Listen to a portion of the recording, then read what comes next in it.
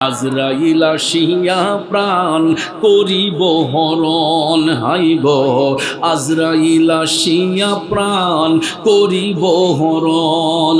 ওরে নিজ গুণে সাহেব আল্লাহ করবা নিবারণ, আমার উপায় কি তখন আমার আল্লাহ নিরঞ্জন, না জানি কি হালে আমার হইব মরণ। বন্ধু, এই যে নবীর বাগানে আমরা বসলাম, এখানেও আমার আপনার মরণ হতে পারে কি পারে না? ঘরের মধ্যে বসে আছি, মৃত্যুর ফেরেশতা আসতে পারে কি পারে না? রাস্তাঘাটে হাঁটতেছি, মৃত্যুর ফেরেশতা আসতে পারে কি পারে না? অর্থাৎ যেই কোনো মুহূর্তে, যেই কোনো সিচুয়েশনে মৃত্যুর ফেরেশতা আমার আপনার জান কবজ করে নিতেই পারে। কিন্তু দয়াল নবী বলেছেন, মৃত্যু হওয়ার আগে প্রত্যেকের কাছেই মৃত্যুর যন্ত্রণা আসবে, কিন্তু মুমিন ব্যক্তিরা যখন মৃত্যুর বিছানায় শুইবে, তাদের কাছে যখন মৃত্যুর যন্ত্রণা আসবে গো, দয়াল নবী বলেছেন আজরাইলের পায়ের শব্দটা শোনার সাথে সাথে মুমিন ব্যক্তিদের মুখ দিয়া তখন মুস্কি মুস্কি হাসি বের হবে। কারণ যারা ইমানদার, যারা মুমিন, যারা মুত্তাকি, যারা পরহেজগার, এই মুমিন ব্যক্তিরা এরা দুনিয়ার জিন্দেগি বেশি দিন চায় না। মুমিন ব্যক্তিরা দেখবেন সব সময় তাহাজ্জুদের নামাজ পড়িয়া, ওয়াক্তিয়া নামাজ পড়িয়া তারা আল্লাহ রাব্বুল আলামিনের কাছে অ্যাপ্লিকেশন করে, আল্লাহ দুনিয়াতে যতদিন বাঁচায়া রাখো, নেক হায়াত দিয়া বাঁচায়া রাখো, আর দুনিয়ার হায়াত যদি ফুরিয়ে যায় আমাদেরকে ঈমানের সহিত মরণ দান করো। কারণ লাহির রহমানির রহিম, إنما المؤمنون الذين إذا ذكر الله وجلت قلوبهم। উচ্চস্বরে বলুন ঘোষণাকার। আল্লাহ রাব্বুল আলামিন বলতেছেন, নিশ্চয়ই মুমিন ব্যক্তিদের আচরণ এমনই হয়, যখন তাদের সামনে আল্লাহ পাকের নাম উচ্চারণ করা হয় তখন তাদের অন্তরটা ভীত সন্তুষ্ট হয়ে যায়, মুমিনদের অন্তরে আল্লাহর ভয় জাগ্রত হয়ে যায়। সাথে সাথে বলা হয়েছে, ওয়াইযা তুলিয়াত আলাইহিম আয়াতুহু যাদাতুহুম ঈমানাও ওয়া আলা রাব্বিহিম ইয়াতাওয়াক্কালুন। আল্লাহ বলেন, যখন মুমিনদের সামনে কোরআনের আয়াত তেলাওয়াত করা হয় তখন তাদের ঈমানের খুঁটি মজবুত হয়। মুমিনদের সামনে যখন কোরআনের আয়াত পাঠ করা হয় তখন তাদের ঈমানটা তাজা হয়। পৃথিবীর কোনো পরাশক্তি তখন তাদেরকে পাকড়াও করতে পারে না। তখন ওই সমস্ত মুমিন ব্যক্তিরা এরা মওলা পাকের দিকে রুজু হয়ে যায়, আমার মওলা পাকের দিকে ঝুঁকে যায়। বাজান আমার, বন্ধুরা আমার, এই হলো আয়াতে পাকের সরল তর্জমা। কোরআনের ভাষায় মূল অর্থটা বললাম। যদি এই আয়াতে পাকের তাফসিরের দিকে নজর করি, জগৎ বিখ্যাত তাফসির, তাফসিরে রুহুল বায়ান, এই আয়াতে পাকের তাফসির করতে গিয়ে বলা হয়েছে মুমিন ব্যক্তি কারা হয়, মুমিনের পরিচয়টা কি। কারণ বাজান আমার, বন্ধুরা আমার, মুমিন ব্যক্তি হবে তারা যারা আল্লাহকে বিশ্বাস করে, পরকালকে বিশ্বাস করে, সাথে সাথে আল্লাহর হাবিব দুজাহানের সরদার রহমাতাল লিল আলামিন নবী মুহাম্মদুর রাসূলুল্লাহ সাল্লাল্লাহু আলাইহি ওয়াসাল্লামের নূরানী আদর্শকে, ওই নবীকে পরিপূর্ণ যারা বিশ্বাস করে এরাই হবে মুমিন, এরাই হবে ঈমানদার। আর যারা আল্লাহকে বিশ্বাস করলো, পরকালকে বিশ্বাস করলো, নবী মানলো না, এরা কখনো মুমিন নয়, এরা হলো বেঈমান, এরাই হলো মুনাফিক, এরাই হবে জাহান্নামী। কথা বলেন ঠিক না বেঠিক? তাইলে বলুন, আমরা মুমিন হতে চাই কি চাই না? একজন মুমিন ব্যক্তির জবান দ্বারা কখনো শরীয়ত বিরোধী কাজ হতে পারে না। একজন মুমিন ব্যক্তি সমাজে কখনো বিশৃঙ্খলা করতে পারে না। একজন মুমিন ব্যক্তি কখনো কাউকে ওজনে কম দিতে পারে না।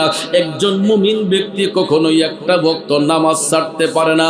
একজন মুমিন ব্যক্তি কখনো তাহাজ্জুদ ছাড়তে পারে না। একজন মুমিন ব্যক্তি কখনো গীবতে লিপ্ত হতে পারে না। এই সমস্ত খাসিয়ত যারা দূরে রাখতে পারে, এই সমস্ত খাসিয়ত থেকে যারা নিজের আমলকে হেফাজত করতে পারে, ওই ব্যক্তিগুলা বান্দা থেকে আল্লাহর বন্ধু হয়ে যায়। আর যারা এই সমস্ত কাজের মধ্যে জড়িত থাকে, এরা শুধু বান্দা পরিচয় দিতে পারবে কিন্তু বন্ধু পরিচয় দিতে পারবে না। এই জন্য সূরা ইউনূসের 63 নম্বর আয়াতে পাকে আল্লাহ বলেছেন, কোন দাজ্জাল আমার বন্ধু হবে না, কোন কাযযাব আমার বন্ধু হবে না, কোন বেবিচারী আমার বন্ধু হবে না। আল্লাহ বলেন আমার বন্ধু হবে একমাত্র তারা আল্লাযীনা আমানু ওয়া কানু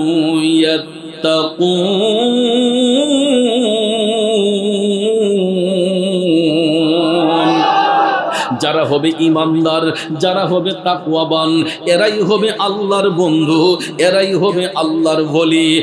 আর এর বাইরে যারা চলাফেরা করবে, এরা বান্দা পরিচয় দিতে পারবে, বন্ধু পরিচয় দিতে পারবে না।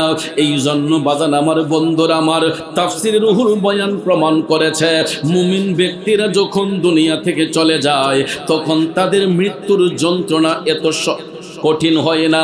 মুমিন ব্যক্তিরা দুনিয়া থেকে যাবার সময় এদের দুনিয়া তো যেমন চিন্তা থাকে না, পরকালও এদের চিন্তা থাকে না। কারণ মুমিন ব্যক্তিদের মৃত্যুর যন্ত্রণা হয় না। কারণ ভাইয়েরা আমার, যদিও মৃত্যুর যন্ত্রণা প্রত্যেকটা মানুষের কাছে আসবে, কিন্তু হাদিস শরীফে আমার দয়াল নবী বলেছেন, মৃত্যুর ফেরেশতা মালাকুল মউত আজরাইল সবার সামনে এক সুরতে আসবে না। মুমিনদের কাছে আজরাইলের সুরত থাকবে এক ধরনের, আর জাহান্নামী বেঈমানদের কাছে আজরাইলের সুরত থাকবে অন্য ধরনের। আজকে এই দুইটা পয়েন্টের উপর কিছু কথা বলবো, কষ্ট হবে আপনাদের। যেহেতু বাজান দুনিয়াটা আমার আপনার জন্য চিরস্থায়ী নয়, কারণ এ দুনিয়া ছেড়ে চলে যাব একদিন, মায়ারি বাঁধন ভেঙে যাবে একদিন, আসব না আমি আর এ ভুবনে কোনো দিন, এ দুনিয়া ছেড়ে চলে যাব একদিন। ঠিক কিনা বলেন বন্ধুরা আমার, বাবাজিরা, আজকে হোক কালকে হোক, দুদিন আগে হোক পরে হোক, মৃত্যুর ফেরেশতা মালাকুল মউত আজরাইল কখন কার সামনে আসবে এর নির্দিষ্ট কোনো গ্যারান্টি কেউ দিতে পারবে? আজরাইল আসিয়া প্রাণ করিব হরণ, হাই গো আজরাইল আসিয়া প্রাণ করিব হরণ, ওরে নিজ গুণে সাহেব আল্লাহ করবা নিবারণ, আমার উপায় কি তখন আমার আল্লাহ নিরঞ্জন, না জানি কি হালে আমার হইব মরণ। বন্ধু, এই যে নবীর বাগানে আমরা বসলাম, এখানেও আমার আপনার মরণ হতে পারে কি পারে না? ঘরের মধ্যে বসে আছি, মৃত্যুর ফেরেশতা আসতে পারে কি পারে না? রাস্তাঘাটে হাঁটতেছি, মৃত্যুর ফেরেশতা আসতে পারে কি পারে না? অর্থাৎ যেই কোনো মুহূর্তে, যেই কোনো সিচুয়েশনে মৃত্যুর ফেরেশতা আমার আপনার জান কবজ করে নিতেই পারে। কিন্তু দয়াল নবী বলেছেন, মৃত্যু হওয়ার আগে প্রত্যেকের কাছেই মৃত্যুর যন্ত্রণা আসবে, কিন্তু মুমিন ব্যক্তিরা যখন মৃত্যুর বিছানায় শুইবে, তাদের কাছে যখন মৃত্যুর যন্ত্রণা আসবে গো, দয়াল নবী বলেছেন, আজরাইলের পায়ের শব্দটা শোনার সাথে সাথে মুমিন ব্যক্তিদের মুখ দিয়া তখন মুস্কি মুস্কি হাসি বের হবে। কারণ যারা ইমানদার, যারা মুমিন, যারা মুত্তাকি, যারা পরহেজগার, এই মুমিন ব্যক্তিরা এরা দুনিয়ার জিন্দেগি বেশি দিন চায় না।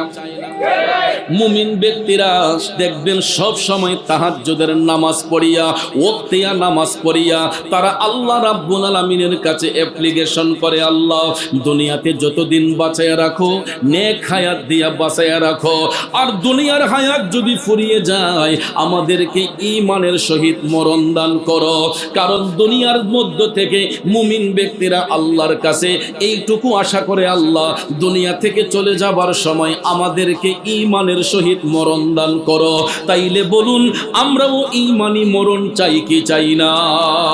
এই জন্য শায়ের লিখেছেন, ঈমানের পথে অবিচল থেকে আমার মরণ যেন হয়, ঈমানের পথে অবিচল থেকে আমার মরণ যেন হয়। বন্ধুরা আমার, বাবাজিরা, রাসূল বলেছেন মুমিন ব্যক্তিরা এরা যখন মৃত্যুর বিছানায় শুয়ে যায়, তাদের যখন মৃত্যুর যন্ত্রণা হয়, তখন মৃত্যুর ফেরেশতা মালাকুল মউত আজরাইল এদের প্রাণ কেড়ে নেবার জন্য যখন আসে, মৃত্যুর ফেরেশতার চেহারাটা দেখা ওই মুহূর্তে তারাই মৃত্যুর ফেরেশতাকে দেখবে। যেই ব্যক্তির সাকারাত শুরু হয়ে যায়, পৃথিবীর কেউ দেখে না, কিন্তু সাকারাত যার শুরু হয়ে যায়, মৃত্যুর যন্ত্রণা যার কাছে আসে, এরাই তখন আজরাইলের চেহারাটা দেখতে পারে। রাসূল বলেছেন মুমিন ব্যক্তিরা আজরাইলের পায়ের শব্দ শুনে আর সাথে সাথেই এদের চেহারার মধ্যে মুস্কি মুস্কি হাসি ফুটে। কারণ ভাইয়ার আমার, তাদের মুখেই হাসি ফুটে যারা স্টুডেন্ট ভালো, ঠিক না বেঠিক? ছাত্র যদি ভালো হয়, পরীক্ষার হলে তাদের কোনো টেনশন থাকে?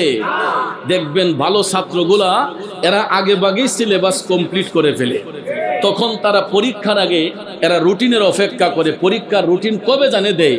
কারণ ভালো ছাত্রগুলা এরা আগে ভাগে সিলেবাস কমপ্লিট করে, এরা বারবার গিয়া স্যারকে জিজ্ঞেস করে, স্যার পরীক্ষা কবে, রুটিন কবে দিবেন?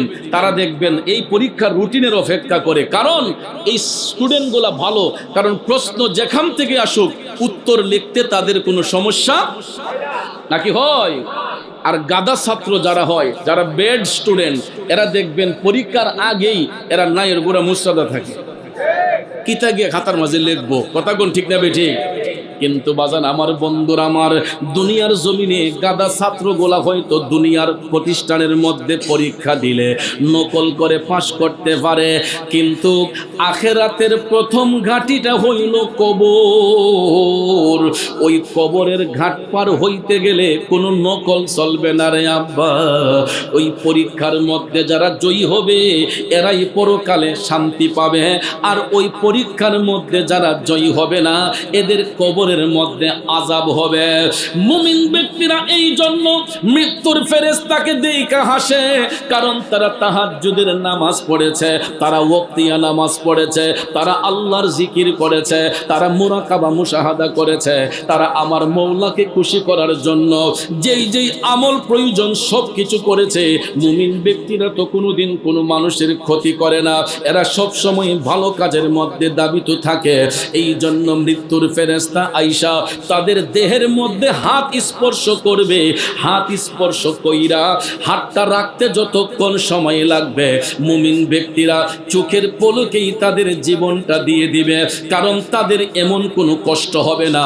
রাসূল বলেছেন মুমিন ব্যক্তিদের মৃত্যুর সময় তাদের জান যখন কবজ করা হবে তাদের কাছে এতটুক কষ্ট হবে, একটা পিপিলিকা কামড় দিলে যতটুক ব্যথা হয় এর চাইতে বেশি কষ্ট মুমিনদের হবে না। আল্লাহু আকবার। কারণ পিপিলিকার কামড় সহনীয়। রাসূল বলেছেন মুমিন ব্যক্তিদের জান কবজের সময় তাদের কাছে এতটুক কষ্ট ফিল হবে, একটা পিপিলিকা কামড় দিলে যতটুক ব্যথা হয় এর চাইতে বেশি হবে না। কিন্তু রাসূল বলেন ইন্তেকালের পরে ওই মুমিন ব্যক্তিদের চেহারার মধ্যে মুস্কি মুস্কি হাসি ফুটবে। আপনারা লক্ষ্য করে দেখবেন, সমাজের কোনো ভালো মানুষ যদি মারা যায়, সমাজের কোনো মুমিন মুসলমান যদি মারা যায়, আমরা যখন লাশ দেখতে যাই তখন দেখবেন কিছু কিছু লাশের দিকে তাকাইলে চেহারাটা কালো হইলেও দেখবেন অনেকের চেহারার মধ্যে মুস্কি মুস্কি হাসি থাকে। আমরা তখন রাস্তাঘাটে হাইটা দোকানপাটে বৈশা বলি, আহ লোকটা যেমন ভালো ছিল তার মরণটা এমন সুন্দর হইছে, ও ময়ূর যেমন আশ্চর্য হইছ, বলি কি বলি না? আছে না নাই? কিছু কিছু ভালো মানুষ মারা যাবার পরে এদের চেহারার মধ্যে উজ্জ্বলতা ফিরে আসে, মুস্কি মুস্কি একটা হাসি ফুটে।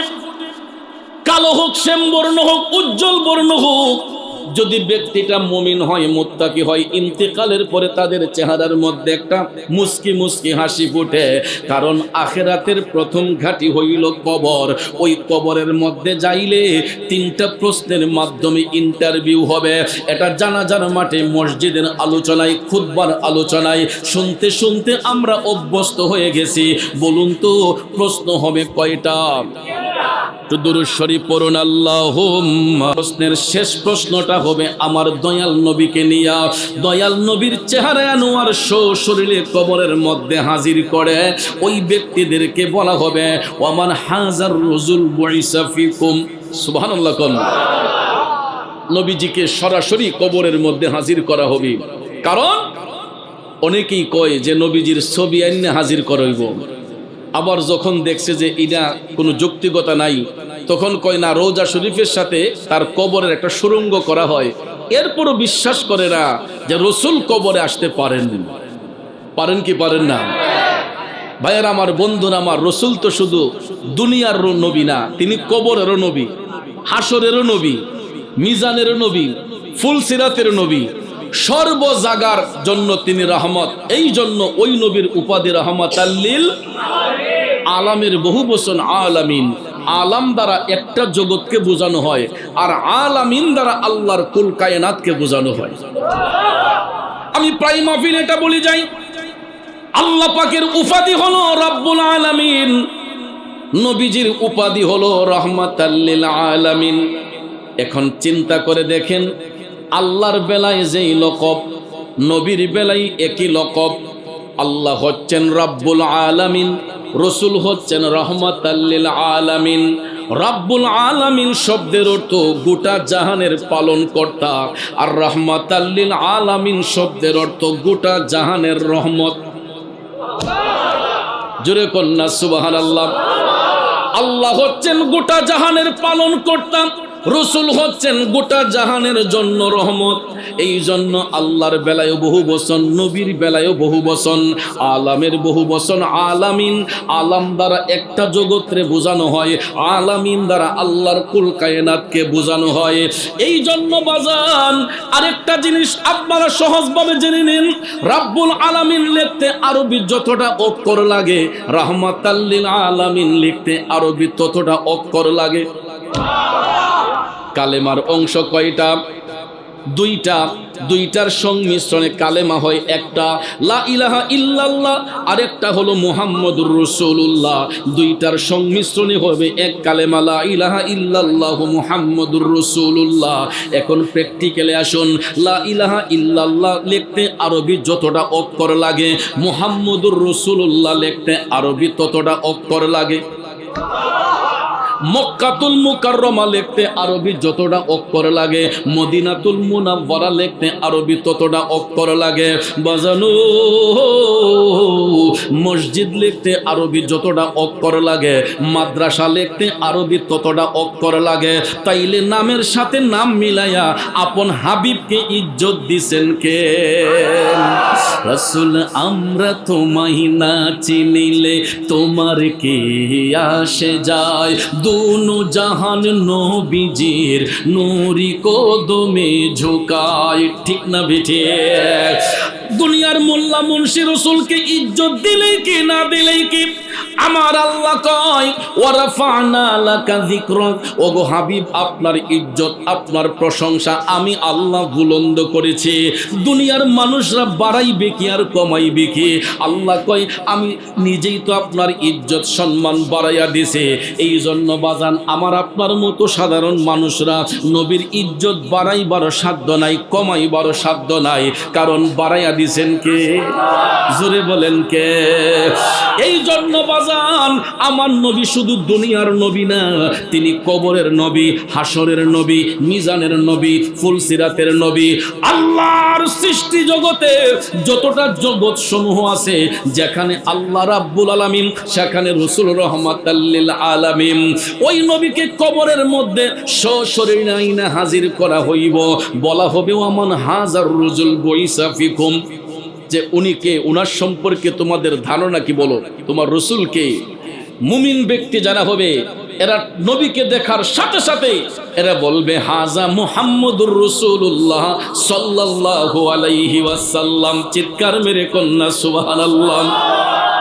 এই জন্য কবি বলেন নবী ছাড়া ওই কবরে নাই রে বান্ধব নাই, নবী ছাড়া ওই কবরে নাই রে বান্ধব নাই, হাসরেতে নবী ছাড়া নাই দরদি নাই, হাসরেতে নবী ছাড়া নাই দরদি নাই, নবী ছাড়া ওই কবরে নাই রে বান্ধব নাই।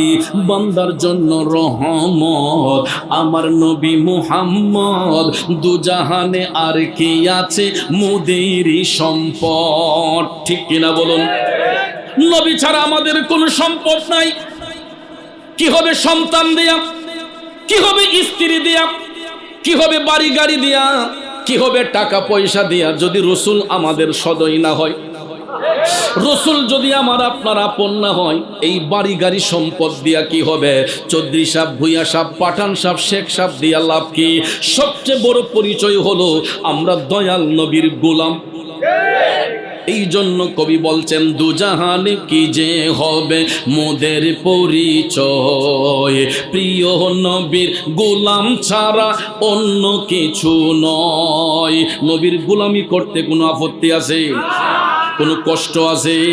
দুজাহানে কি যে হবে মোদের পরিচয়, প্রিয় নবীর গোলাম ছাড়া অন্য কিছু নয়। ঠিক কিনা বলেন? বন্ধুরা আমার, বাবাজিরা, ওই রসুলকে দেখার সাথে সাথে মুমিন ব্যক্তিরা বলে দিবে হাজা মুহাম্মদুর রাসূলুল্লাহ সাল্লাল্লাহু আলাইহি ওয়াসাল্লাম। নবীর পরিচয় যখন দিয়ে দিবে তখন মুনকার নাকির ফেরেশতা চলে যায়। আল্লাহ রাব্বুল আলামিন তখন রহমতের ফেরেশতা ওই মুমিন ব্যক্তির কবরে পাঠাইয়া ওই কবরটাকে তখন আর 3.5 হাত রাখা হয় না। হাদিস শরীফে আমার রসুল বলেছেন মুমিন ব্যক্তিদেরকে কবরে রাখার পরে 40 কদম দূরে যাওয়ার পরেই মুনকার নাকিরের সওয়াল জবাবের উত্তরটা যখন দিয়ে দিবে তখন সঙ্গে সঙ্গে রহমতের ফেরেশতা পাঠাইয়া আল্লাহ রাব্বুল আলামিন এক একজন মুমিনের কবরকে এক একটা নূরের মহল বানায়া দে। আরো জোরে কন্যা সুবহানাল্লাহ।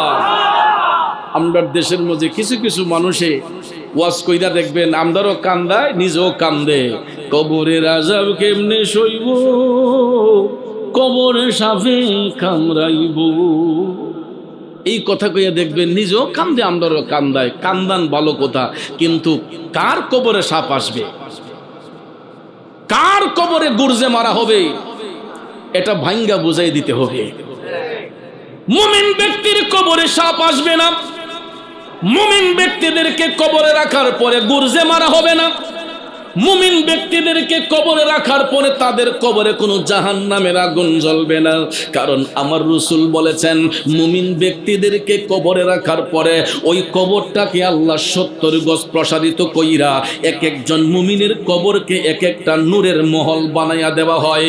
আর এই বাস্তবতা হলো আল্লাহ রাসূল যখন মেরাজ শরীফের মধ্যে গিয়েছিলেন, প্রথম আসমানে যাবার পরে আল্লাহ তাআলা আপন হাবিবকে আদেশ করেছেন যে ওগো হাবিব, আপনার জন্য জান্নাত জাহান্নাম উভয়টা সাজানো হয়েছে, আপনি চাইলে আগে জান্নাত দেখতে পারেন, আগে চাইলে জাহান্নামটাও দেখতে পারেন। আমার রাসূল প্রথমে জাহান্নাম দেখার ইচ্ছে পোষণ করলেন, এরপরে জাহান্নামের চিত্র দেখিয়া দয়াল নবী যখন জান্নাতের প্রবেশ করলেন, জান্নাতের গেট দিয়া ঢুইকা রাসূল দেখতেছেন কিছু কিছু নূরের মহল দেখা যায়, এক একটা মহলের মধ্যে এক একজন লোক বসে আছে এবং এরা সুস্বাদু খাবার গ্রহণ করতেছে। দয়াল নবী এই দৃশ্য দেখে মুস্কি মুস্কি হাসতেছেন। জিব্রাইলকে রাসূল ডাক দিয়ে বললেন, ও জিব্রাইল, একটু আগে দেখলাম কি, এখন দেখতেছি কি? জিব্রাইল আলাইহিস সালাম ডাক দিয়ে কই, নবী গো, ওগো মায়ার নবীজি, আপনি যেই ঘরগুলা দেখতেছেন, যেই নূরের মহলগুলা দেখতেছেন গো নবী, এইগুলা দুনিয়ার কোনো ঘর বাড়ি না, এইগুলা হলো আপনার মুমিন উম্মতের এক একটা কবর। ইয়া রাসূলুল্লাহ, নবী গো, আপনার উম্মতের মধ্যে যারা মুমিন, যারা মুত্তাকি, যারা পরহেজগার, আল্লাহ রাব্বুল আলামিন তাদের কবরগুলোকে নূরের মহল বানাইয়া দিছে গো নবী। এই জন্য দুনিয়াতে আইসা দুনিয়াবাসীকে আমার রাসূল বলেছেন, মুমিন ব্যক্তিদের কবরকে আল্লাহ তাআলা নূরের মহল বানাইয়া দেয়। তাইলে বলুন, মুমিন হইলে লাভ নাকি লস? লাভ নাকি লস? বাজান আমার, বন্ধুরা আমার, এই জন্য কোন আল্লাহর ওলি যদি মারা যান, কোন মুমিন ব্যক্তি যদি মারা যায়, আমরা কবরস্থ করার পরে দেখবেন তাদের কবরের জায়গাটাকে একটু বড় পরিসরে করি, মাজার শরীফ করি না? আল্লাহর ওলিগণ ওফাতের পরে যারা মুমিন, যারা মুত্তাকি, যারা ভালো কাজ করেছেন, দুনিয়ার মানুষগুলা যাদেরকে অবাধ শ্রদ্ধা করেছে, তাজিম করেছে, ওই সমস্ত হক্কানি ওলি আল্লাহগণ দুনিয়ার জমিন থেকে যাবার পরে তাদেরকে দাফন করে দেখবেন কবরের জায়গাটাকে একটু বড় পরিসরে করি। ঠিক না ঠিক? আমার রাসূল বলেছেন, মুমিন ব্যক্তিরা এদের দেহ মাটি পর্যন্ত স্পর্শ করে না। মুমিন ব্যক্তিদের দেহকে মাটি পর্যন্ত স্পর্শ করে না। কারণ যারা আল্লাহর প্রতি দুনিয়া থেকে চলে যায়, যারা মুমিন হইয়া দুনিয়া থেকে চলে যায়, আল্লাহ কোরআনের ভাষায় বলেছেন, ওয়ালা তাকুলু লিমান ইউকতালু ফি সাবিলিল্লাহি আমওয়াত। আমার বাবার বানানো কথা নয়, আপনার বাবার বানানো কথা নয়। সূরা বাকারাতে আল্লাহ স্পষ্ট করে বলেছেন, ওয়ালা তাকুলু লিমান ইউকতালু ফি সাবিলিল্লাহি আমওয়াত। যারা আল্লাহর পথে শহীদ হইয়া যায়, বিলীন হইয়া যায়, নিজের জীবনকে কোরবান করে দেয়, যারা শহীদ হয়ে যায়, আমার আল্লাহ কয় তোমরা তাদেরকে মৃত বলিও না, বাল আহইয়াউ ওয়ালাকিন লা তাশউরুন। এরা জীবিত, তোমরা তাদের সম্পর্কে জানো না।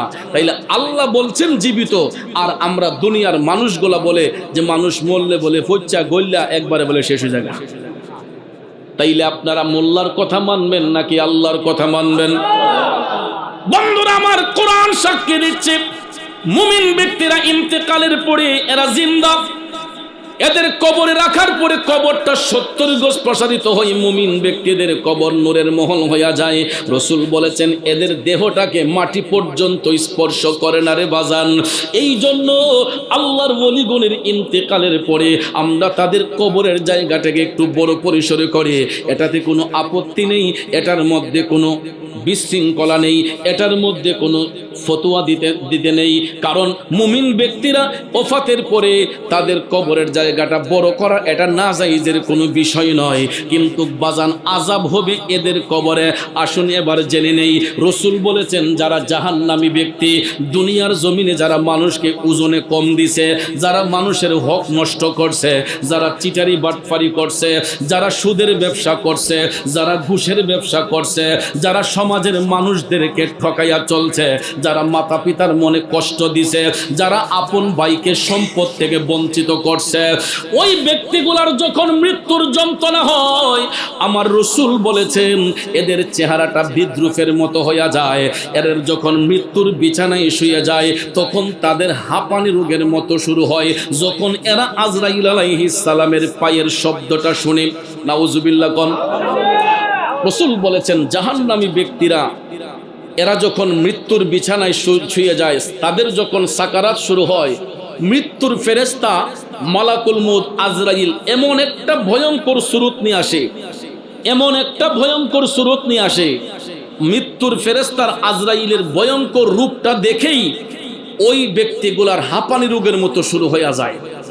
দেখবেন কিছু কিছু মানুষ মৃত্যুর আগে যখন সাকারাত শুরু হয়, এদের মধ্যে এমন একটা যন্ত্রণা হয়, জোরে জোরে শ্বাস নেয়, জোরে জোরে সারে। আমরা এলাকার ভাষায় অনেক সময় কই যে অমুক টানাত ফিরে রইছে, কই নিও চাচা, আপনাদের ভাষায় বলে যে টানাত ফিরে রইছে। আসলে তার সাকারাত শুরু হচ্ছে, মৃত্যুর ঘন্টা বাজতেছে। বাজার আমার, বন্ধুরা আমার, তখন দেখবেন জোরে জোরে যখন হাঁপাইতে শুরু করে, আত্মীয় স্বজন সন্তান আদি যদি বাহিরে কেউ থাকে, টেলিফোন দিয়ে বলা হয় তাড়াতাড়ি বাড়িতে আস, তোর বাবার শরীর ভালো না, তোর কাকার শরীর ভালো না, যদি দেখতে চাস শেষ দেহাটাইয়া দীক্ষা যা। তখন দেখবেন সমস্ত স্বজনরা দৌড়াইয়া লাফাইয়া দেখবেন তাড়াহুড়া কইরা বাড়িতে আসে। আইসা ওই সাকারাতকৃত ব্যক্তিকে পাশে নিয়া দেখবেন চতুর্দিকে গুলচা কইয়া বইয়া, ছেলে যদি হয় ডাক দিয়ে, আব্বা চিনচিনি, আব্বা আমি আপনার ফুত অমুক। মেয়ে যদি হয়, আব্বা আমি আই পড়ছি, আব্বা চিনচিনি আমি আপনার মেয়ে অমুক। ছোট ভাই ডাক দেয়া কয়, ভাই সাহেব চিনচিনিও আমি অমুক। আমার দয়াল নবী বলেছেন, মৃত্যুর যন্ত্রণা যখন শুরু হয়ে যায়, মৃত্যুর ফেরেশতার ভয়ঙ্কর রূপটা যখন ওই ব্যক্তিটা দেখে ফেলে, তখন দুনিয়ার মধ্যে কে তার স্ত্রী, কে তার সন্তান, কে তার ছেলে, কে তার মেয়ে, কে তার ভাই, কে তার বোন, কে তার বন্ধু, আর চেনার কোনো টাইম থাকে না। ওই মুহূর্তে ব্যক্তিটা নিজেকে নিয়ে ব্যস্ত হইয়া যায়। এই জন্য কবি বলছেন, মনরে মরণ কথা করো স্মরণ, স্ত্রী পুত্র কেউ নয় আপন, ধনরত্ন সবিও কারণ মনরে। ও ভাই তুই মরিলে সঙ্গের সাথী, হইবে না একজন সেগেন, কইরে পাগল মন, একবার ভাবলে না রে তোর হইব রে মরণ। মনরে হঠাৎ এসে আজরাইলে, ফাঁসি দিব তোমার গলে, শেষ করিব অসাদের জীবন মনরে। ঠিক না বেটি? ওই মুহূর্তে মৃত্যুর হাত থেকে দুনিয়ার কোনো বন্ধু, কোনো বান্ধব, কোনো সন্তান তাকে আর ফিরাতে পারবে না। কারণ ডাক যখন চলে আসে, দুনিয়ার টাকা পয়সা সম্পদ দিয়া হইল আর ফিরানো যায় না। আপনি দেখবেন অসুস্থ রোগী যদি হসপিটালে বিছানায় যদি ছটফট ছটফট করে, স্বজনরা ডাক্তার সাহেবরে ডাক দিয়া কয়, ডাক্তার সাহেব আমার সব সম্পদ আপনি নিয়ে যান, এরপর আমার আব্বারে সুস্থ কইরা দেন, ভালো কইরা দেন। আপনারা বলুন, ডাক্তার সাহেবের বাবার ক্ষমতা আছে নি রোগীরে ভালো করার? ভালো করার মালিক কি? ডাক্তার সাহেব, পীর সাহেব, কবিরাজ সাহেব ওসিলা মাত্র, কবুল করার মালিক আল্লাহ। ঠিক না বেঠিক? এই জন্য কবি বলছেন, তুমি রাখো কি বা মারো এই দয়া করো, থাকিতে যেন তোমায় না ভুলি। সুখে দুঃখে উভয় অবস্থায় আল্লাহর প্রশংসা আদায় করতে হয়, আল্লাহর শুকরিয়া আদায় করতে হয়। কিন্তু এই জন্য বাজাম যেই কথাটা বলতে চাইলাম, রাসূল বলেছেন, ওই মুহূর্তে কে তার স্ত্রী, কে তার ছেলে মেয়ে, কে তার বন্ধু বান্ধব কাউকে চিনে না। কারণ ওই ব্যক্তির দৃষ্টি থাকে তখন মৃত্যুর ফেরেশতার দিকে। এত একটা ভয়ঙ্কর রূপ নিয়ে আজরাইল আসে গো, পায়ের বৃদ্ধাঙ্গুল থেকে টিপতে টিপতে টিপতে যখন বুকের মধ্যে দমটা নিয়ে আসে, তখন ভাইয়ার আমার আজরাইল আলাইহিস সালাম ভয়ঙ্কর রূপ নিয়া জাহান্নামী ব্যক্তিদের বুকের উপর আইনা এমন একটা ভয়ঙ্কর চাপ মারে রে, তখন দেখবেন গলা দিয়া ঘের ঘের একটা শব্দ বের হয়।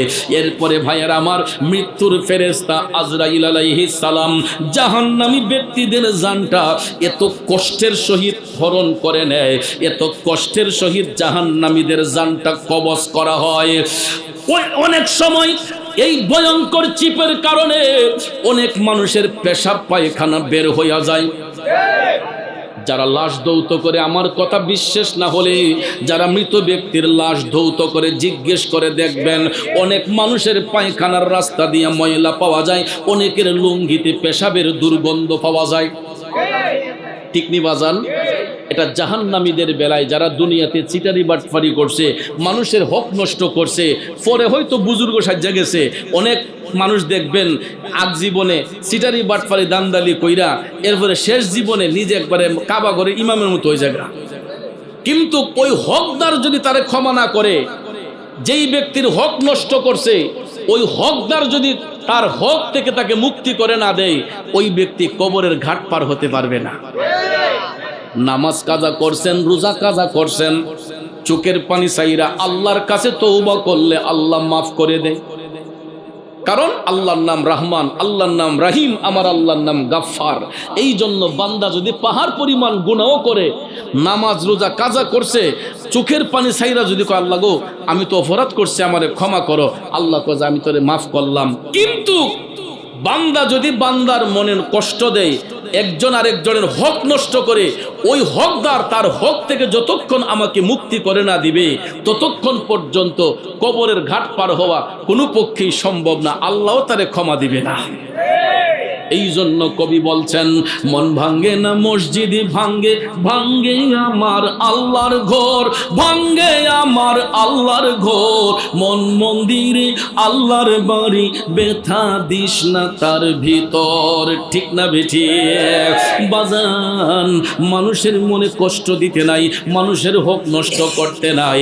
এই জন্য যারা হক নষ্ট করে চিটারি বাটফারি করে, রাসূল বলেছেন মৃত্যুর ফেরেশতা মালাকুল মউত আজরাইল এমন ভয়ঙ্কর একটা চিপ দিব, এই চিপের কারণে অনেক মানুষের চোখ উল্টাইয়া যায়, চেহারাটা বিদ্রুপের মতো হইয়া যায়, পেশাব পায়খানা বের হইয়া যায়।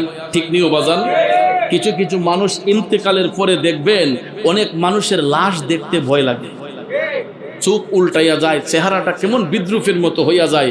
তখন লাশ দেইকা রাস্তাঘাটে হাইটা মানুষের মুখ কি আর বন্ধ করন যায়? তখন দেখবেন মানুষের লোক মুখে হাইটা কয়, আহেরারে যেমন জ্বালাইয়া গেছে এমন কষ্টে তার মরণ রইছো।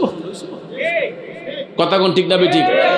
আবার কিছু কিছু খারাপ মানুষ মারা গেলে দেখবেন দুনিয়ার মানুষগুলা আফসুস করে, আহ দেশটা হন ঠান্ডা হইব, আল্লাহর বলা আল্লাহ নিচে।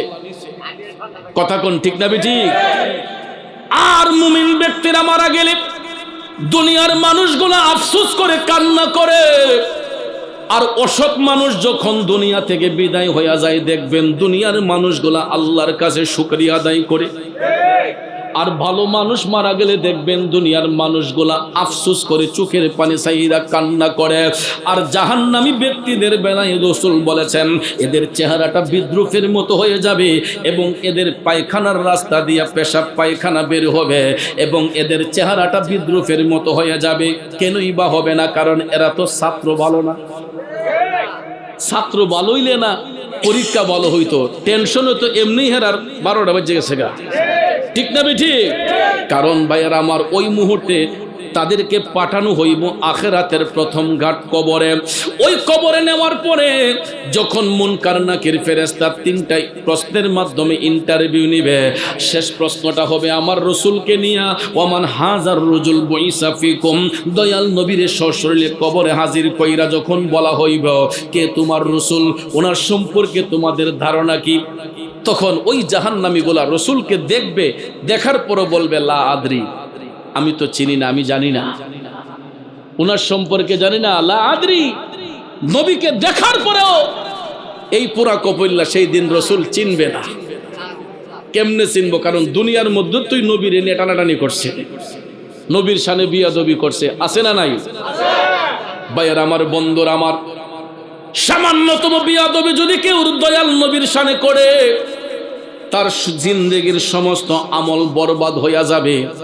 যেমনি ভাবে দুধ দোহন করলে দেখবেন দুধের মধ্যে 1 ফোঁটা চেনা মিশ্রিত হলে দুধটা যেমন নাফাক হইয়া যায়, দুধটা যেন অপবিত্র হইয়া যায়।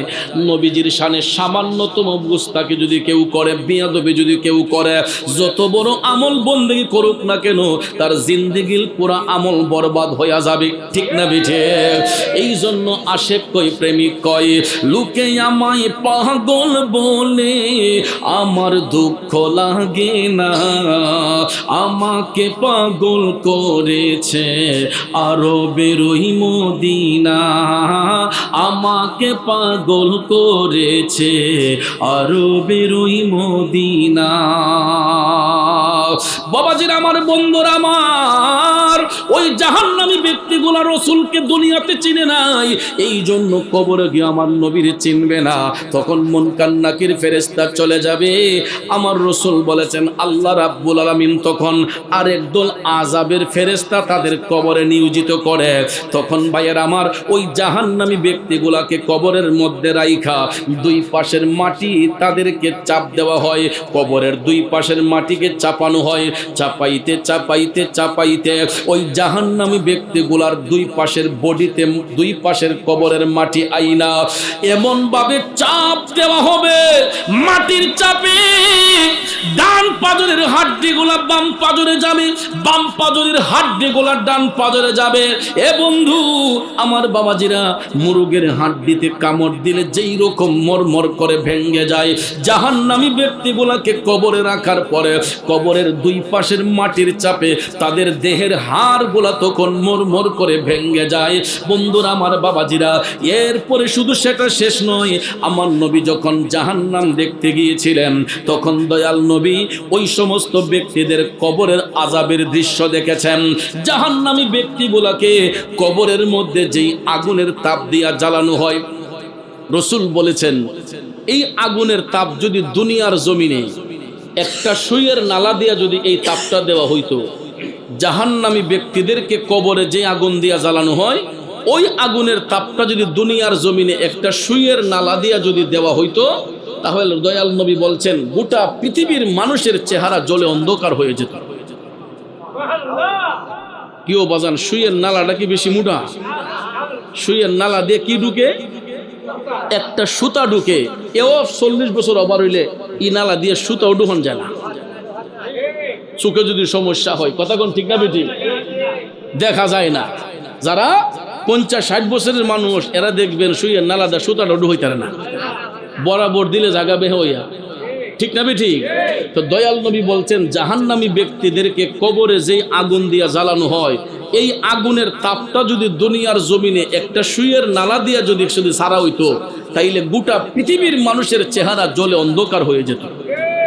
তাইলে এই আগুনের তাপটা কি পরিমাণ কবরে হইতে পারে একটু নিজের বিবেকটা দিয়ে অনুমান করেন। তাইলে বলুন, আমরা জান্নাত চাই না জাহান্নাম চাই? জান্নাত চাই না জাহান্নাম চাই? জান্নাতের আশা যদি করতে হয় বাজান, জান্নাতের আশা যদি করতে হয়, জাহান্নামের আগুন থেকে যদি বাঁচতে হয়, তাইলে এখনো সময় আছে। ইত্তাকুল্লাহ, আল্লাহকে ভয় করো মুসলমান, আল্লাহকে ভয় করো, আল্লাহর ইবাদতে নিজেকে নিয়োজিত করো, নবীর গোলামিতে নিজেকে নিয়োজিত করো। যারা নেক আমল করবে, যারা ভালো কাজ করবে, এরা দুনিয়াতে যেমন শান্তি পাবে, আখিরাতেও তাদের মুক্তির ফয়সালা হয়ে যাবে। কারণ বাজান, রাগ করবেন না, গুসা করবেন না, আমরা নেক আমল করব দূরের কথা, আজকেও তো অনেক মানুষ আছে এখানে এশারের নামাজটা কাজা করছেন।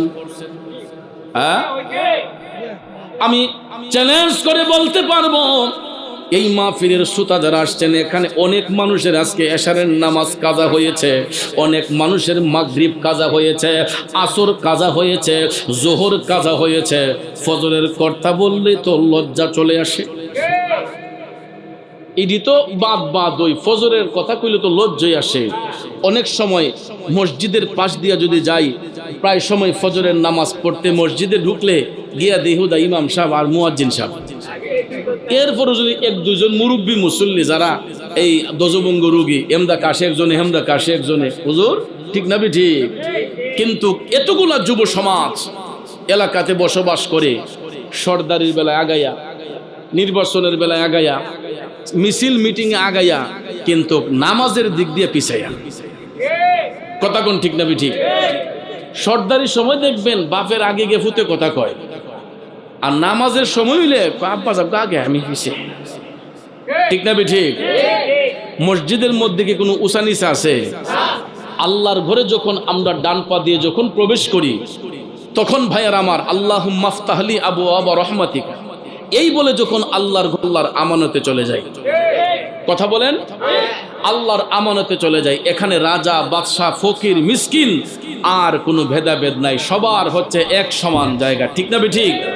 এখন আমরা দেশে আবার আরেকটা সিস্টেম আমি দেখছি, কিছু কিছু মানুষে মসজিদে গিয়ে জায়গা দখল করে রাখে, আগে গিয়ে নামাজের মশলাটা বিছাই রাখে, ওই ইমাম সাহেবের নিলে কয়ে দেয়, মুয়াজ্জিন সাহেবের কয়ে দেয় আমার জায়গাটা রাখেন, কয়ে নামাজের মশলাটা কি করে মসজিদের মাঝে বিছাই রাখে। ইহানোকে কেউ বইল কয়ে কিন্তু উঠেন, এটা অমুকের জায়গা। আসেনি এমন জায়গা? আপনাদের এলাকায় হয়তো নাও থাকতে পারে, আমি অনেক জায়গায় দেখেছি এরকম ভাবে কিছু কিছু জায়গা দখলকারী, এরা তো মানুষের জায়গা দখল করছই, মসজিদও গিয়ে এরা নিজের নামাজের জায়গাটা দখল করে নিছে। কেমন নামাজ এটা চিন্তা করেন। শোনেন, আল্লাহর ঘর মসজিদের কিছু আদব আছে, মসজিদের আদব রক্ষা করে চলতে হয়। কারণ মসজিদ যদি কেউ যদি এটা মালিকানা দাবি করে যদি আমার মসজিদ, তাইলে এই মসজিদে জুমা হবে না, এই মসজিদে নামাজ হবে না। জায়গা আপনার, কিন্তু আপনি এই জায়গা ওয়াকফ করে দিতে হবে। যতক্ষণ ওয়াকফকৃত জায়গা না হবে সেখানে মসজিদ নির্মিত হবে না। কথাটা বুঝতে পারছেন? কারণ মসজিদ এটা সবার সমান অধিকার।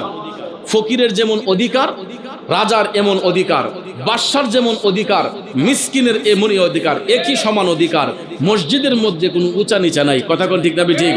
কিন্তু আমার দুঃখ লাগে ওই জায়গায় কিছু কিছু ভদ্রলোক মসজিদে গিয়া যদি এরা যদি কেউ কোনো জায়গায় বসেও যায়, দেখবেন অনেকে কই এনতে একটু হইরা বল, এটা অমুকের জায়গা, সঙ্গে সঙ্গে ঈমান নষ্ট হয়ে যাবে। কারণ মসজিদের আদব হলো আল্লাহুম্মা আফতাহলি, ডান পা দিয়ে মসজিদে প্রবেশ করবেন। কোন পা দিয়ে? মসজিদে ঢুকতে হয় ডান পা দিয়া, আর বের হতে হয় কোন পা দিয়া? কারণটা কি? সারা জীবন তো খালি শুনলাম ডান পাও দিয়ে মসজিদে ঢুকন লাগে, বাম পাও দিয়ে বের হন লাগে। এই কারণটা কি? শুনেন, এই কারণটা আমাদেরকে সমাধা দিয়েছেন আমাদের মাযহাবের ইমাম। আজকাল তো অনেকে মাযহাবই মানে না, আছে না নাই? লামাযহাবি ফিতনা আছে না, মাযহাব মানে না। কিন্তু ইসলামের ৪৩টা ফরজের মধ্যে মাযহাব মানো একটা ফরজ।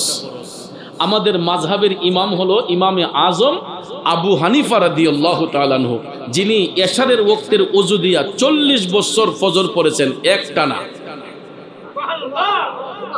আমরা কয়দিন পড়ছি? ও এশারের ওযু দিয়া ফজর পর্যন্ত ইবাদত করছেন একটানা ৪০ বছর। ওই লোকের আমলের ওজনটা কি আমার আপনার সমান? আজকাল দেখা যায় যে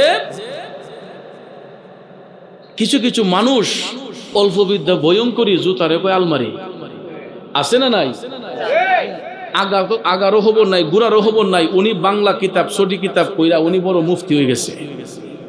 কয় মাযহাব মারার কোনো প্রয়োজন নাই।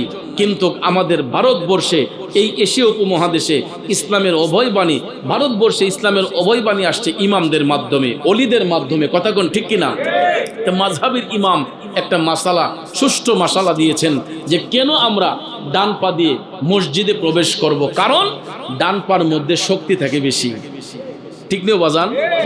ডাইন হাত ডাইন পার মাঝে শক্তি বেশি থাকে, বাম পাওয়ার মধ্যে শক্তিটা একটু কম থাকে। যদি আমাদের অঙ্গ, কিন্তু দেখবেন ডাইন হাত দিয়ে একটা ঢিল দেন, দেখবেন কতটুক দূরে যায়। বাম হাত দিয়ে দিলে এতটুক দূরে যাইবো বাবা। ডাইন পাও দিয়ে ফুটবল একটা শট দিয়েন, দেখেন ফুটবলটা কত দূর যায়। আর বাম পাও দিয়ে দিয়েন, দেখেন কতটুক দূর যায়। রাইতে দিন ডিফারেন্স। তাইলে মৃত্যুর ফেরেশতা মালাকুল মউত আজরাইল যে কোনো মুহূর্তে আমাদের জান কবজ করতে পারে। এই জন্য আমরা যখন মসজিদে ঢুকতেছি ওই মুহূর্তে তো আজরাইল আমাদের জান নিতে পারে, পারে কিনা? এই জন্য মাযহাবের ইমাম বলেছেন ডান পাটা এই জন্যই দিতে হয়, যদি মসজিদে ঢুকার সময় আমাদের মৃত্যুর ফেরেশতা চলে আসে, আমরার বডিটা যাতে মসজিদের ভিতরে গিয়ে পড়ে।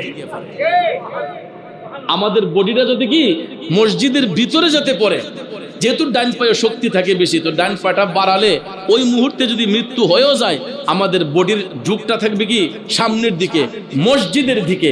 তাইলে আমাদের মরণটা যেন মসজিদে হয়।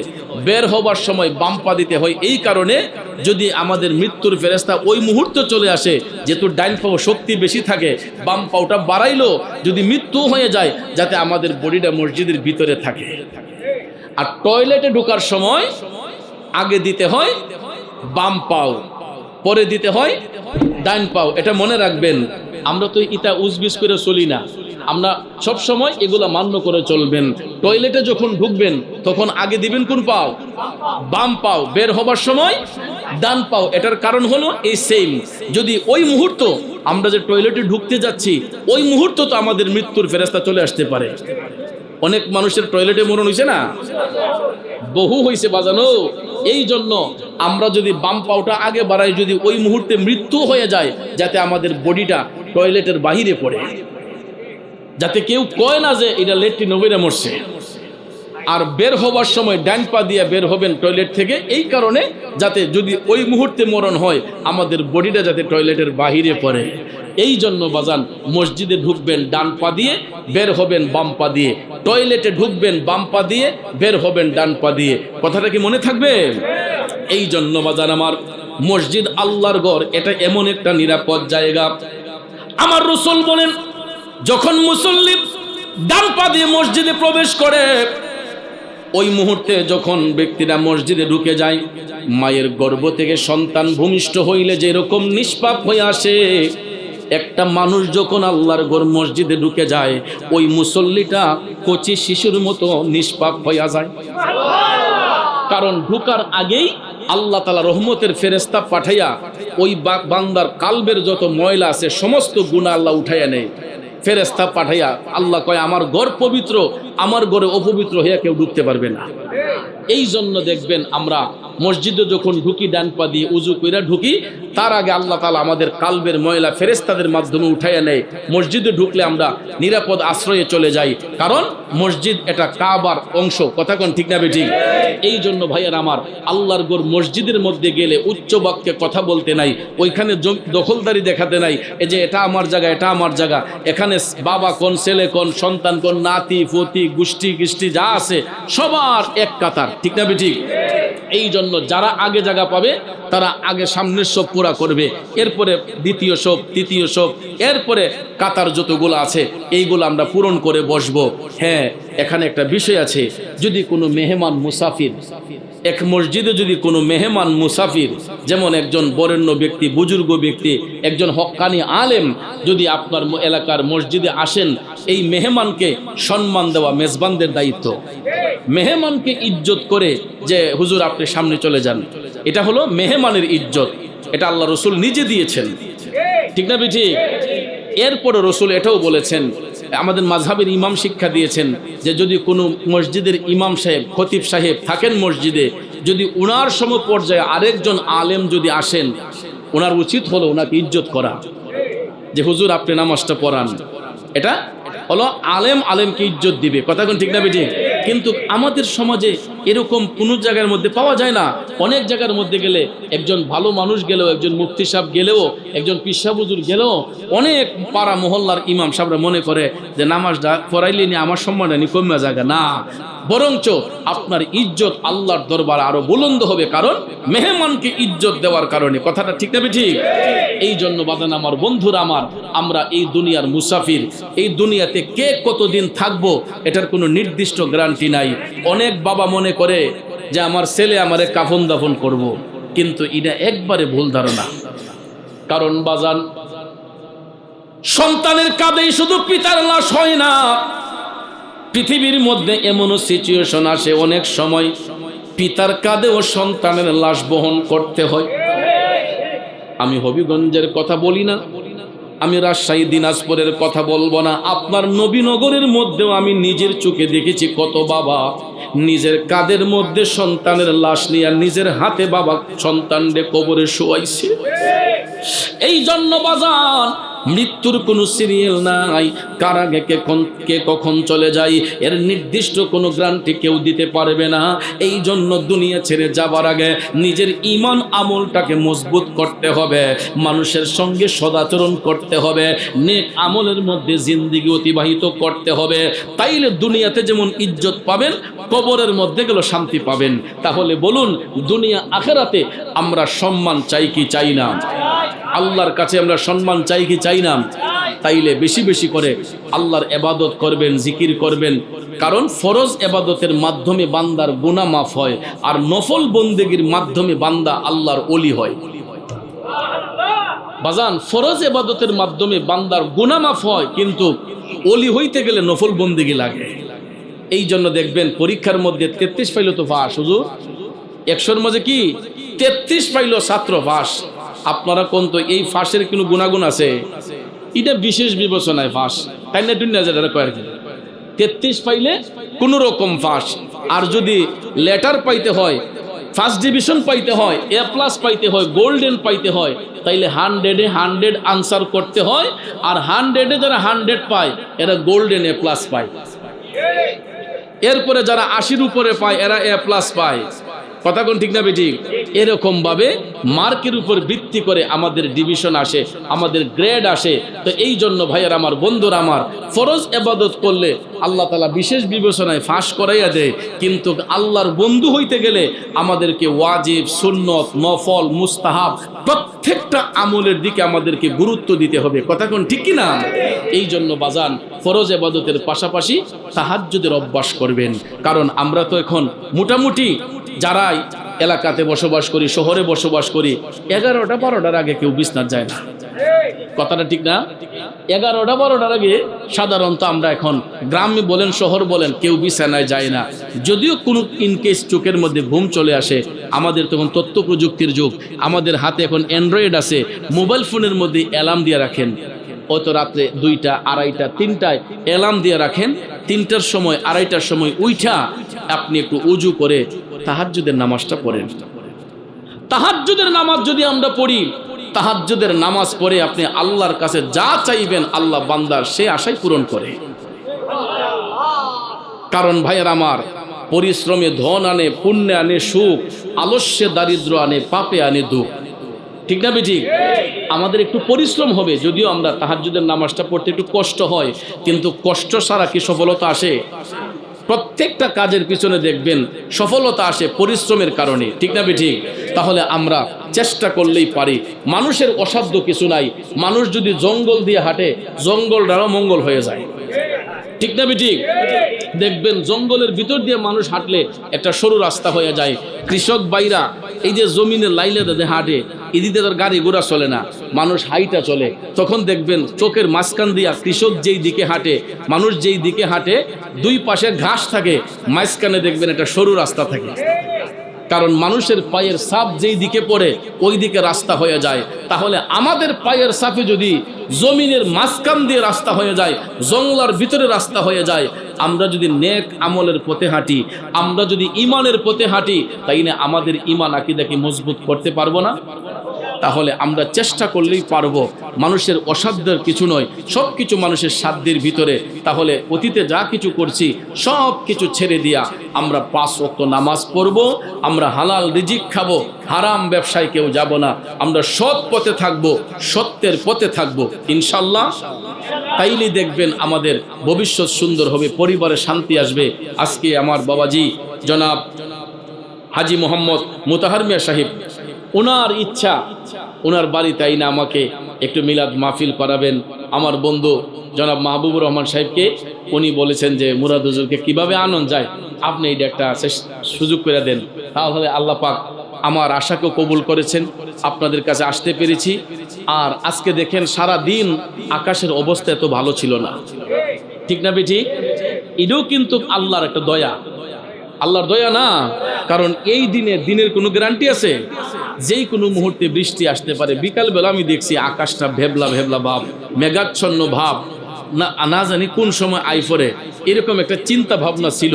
কিন্তু আল্লাহ তাআলা রহমতের বৃষ্টি দিয়া আমাদেরকে আল্লাহ হেফাজত করেছেন। ঠিক না বেঠিক? রহমতের বৃষ্টি থেকে আমাদেরকে হেফাজত করেছেন, আমাদের মাহফিল খানার পরিবেশকে আল্লাহ সুন্দর রেখেছেন। তাহলে এটাও তো আল্লাহ শুকরিয়া আদায় করা দরকার। ঠিক না বেঠিক? আমরা আলহামদুলিল্লাহ বলি যে আল্লাহ যে আমাদেরকে বৃষ্টি মুক্ত করে, মেঘ মুক্ত করে জান্নাতের বাগানে বসার সুযোগ দিয়েছেন। আজকে জুমার রাত, এখানে অনেকের মা নাই, বাবা নাই। আমি নিজে একজন বাবা হারা এতিম। আজকে 27 বছরের উপরে আমার আব্বা দুনিয়াতে নেই। আগামী নভেম্বর আসলে 28 বছর হয়ে যাবে। এই অল্প বয়সে বাবা হারাইছি। আমার বাবার জন্য দোয়া চাই, এবং এখানে যারা আমার মতো বাবা হারিয়েছেন, মা হারিয়েছেন, অনেকে স্বজন হারিয়েছেন, সবার আত্মার শান্তির জন্য দোয়া হবে। আল্লাহ পাক যেন আমাদের সবাইকে কবুল করেন। যেহেতু রাত 12টার সন্নিকটে আমাকে আবার ভৈরবে যেতে হবে, আমি তো জমা পড়াই ভৈরব, সেখানে যেতে হবে। আমরা মিলাদ মাহফিল করে আরেকটু জিকিরের তালিম করব, একটু সবাই মিলে একটু জিকির করব। রাজি আছেন নি? কারণ জিকির হলো আফদালুল ইবাদত।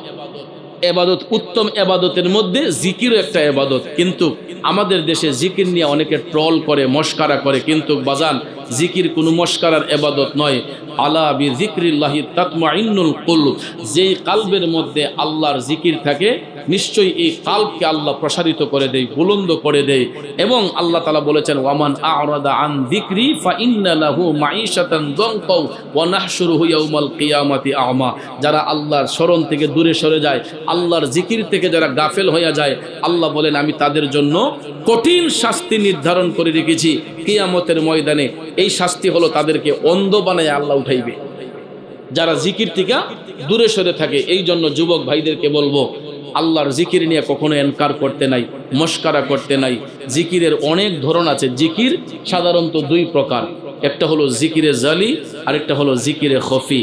জিকিরে জালি হলো প্রকাশ্যে জিকির, আর জিকিরে খফি হলো গোপনে, অর্থাৎ জবান বন্ধ রেখে শ্বাসে নিঃশ্বাসে যেটা হয় এটাকে বলা হয় জিকিরে খফি। আর জিকিরে জালি হলো যেটা প্রকাশ্যে জুড়ে সুরে আওয়াজ দিয়ে করা হয়। তো জিকিরে জালির মধ্যে আবার অনেক প্রকার ভেদ আছে। জিকিরের জালির মধ্যে পাঁচান পাঁচ জিকির আছে, কালবের জিকির আছে, নফিস বাত আছে। এরকম আমাদের 6 লতিফার, যেখান থেকে 10টা লতিফার মধ্যে তো 4টা তো আমাদের দেহের মধ্যে বিরাজমান, বাতস খাক বাত, আগুন পানি মাটি বাতাস, বাকি 6টা লতিফা এটা যদি জারি রাখতে হয় তাহলে এক এক জায়গা থেকে এক একভাবে আল্লাহর জিকির করে নিজের কালবকে শুদ্ধ করতে হয়, কুরুপিগুলা দূর করতে হয়, সুরি ফুকে জারি রাখতে হয়। ঠিক না ঠিক? আমরা তো নিজের দেহরই চিনি না, আমরা আরেকজনের গীবত করি, পরনিন্দা করি। কিন্তু অন্যের গীবত না করে নিজেরকে নিজে চিনতে শিখুন, নিজের দেহটাকে নিজে চিনুন। আমরা তো নিজের দেহের সাথেই বাহাদুরি করতে পারি না, অন্যের সাথে বাহাদুরি দেখাই, কিন্তু নিজের রূপের সাথেই তো নিজের বাহাদুরি নাই। বলুন তো, আয়না ছাড়া এই রূপটাকে দেখা সম্ভব? কিন্তু আমরা এই দুই চোখ দিয়া শত শত মাইল দূরে দেখি, অনেক কিছু দেখতে পাই আমাদের চোখের সামনে, যে আমি নিজে দেখছি, কিন্তু আমি নিজে তো আমার রূপটা আয়না ছাড়া দেখতে পারি না। তাহলে মাধ্যম লাগেনি? তাইলে নিজের রূপটা দেখতে গেলে একটা মাধ্যম লাগে। তাহলে আল্লাহ যে পাইছেন, আল্লাহ কি বিনা মাধ্যমে পাওয়া যায়? আল্লাহ পাওয়ার মাধ্যম হলেন দয়াল নবীজি। কথা কোন ঠিক না ঠিক? নবী পাওয়ার মাধ্যম হলেন সাহাবাই কেরাম, সাহাবীদের পাওয়ার মাধ্যম হলো তবেঈন, তাদেরকে পাওয়ার মাধ্যম তবে তাবিন, এরপরে অলি, আবদাল, গাউস, কুতুব, এখন পর্যন্ত যারা হচ্ছেন তারা হচ্ছেন ওসিলার মাধ্যম। এই জন্য ভাইয়ার আমার, একটা জিনিস অর্জন করতে গেলে আমাদেরকে ওসিলা তাল্লাশ করতে হয়। কথা কোন ঠিক না ঠিক? যেমন আমি এখানে আসছি, নিজে নিজে আসছি না, একটা মাধ্যমে আসছি। মাধ্যমটা হলো মাহবুব ভাই, উসিলাকে মাহবুব ভাই, ওনাকে উসিলা করে আমি আপনাদের গ্রামে এসেছি। নাকি একা একা চলে আসছি? আমার আসার পিছনে একটা মাধ্যম আছে। তো মাধ্যমটা হলো আমার এক বন্ধু, বন্ধুর মাধ্যমে এখানে এসেছি। তো ঠিক এইরকমভাবে আল্লাহর কাছে যাইতে হলে আমাদেরকে একটা মাধ্যম অনুসরণ করতে হয়। মাধ্যমটা হলো পীর ও মুর্শিদ, উস্তাদ। এরপরে পীর মুর্শিদ উস্তাদের মাধ্যমে আমরা আল্লাহ রসুলকে চিনতে পাই, আল্লাহ রসুলের দর্শন পাই। এই পাইতে গেলেই আমরা বেশি বেশি করে নিজের কালকে শুদ্ধ করতে হবে। অলিদের কাছে কেন যাই? অলিদের কাছে গেলে নেক আমল শিক্ষা পাই। নেক আমল শিক্ষা করলে আমাদের বাম স্তনের 2 আঙ্গুল নিচে একটা কালব আছে, এটাকে বলা হয় লতিফায়ে কালব। এটা আয়নার মতো পরিষ্কার থাকে।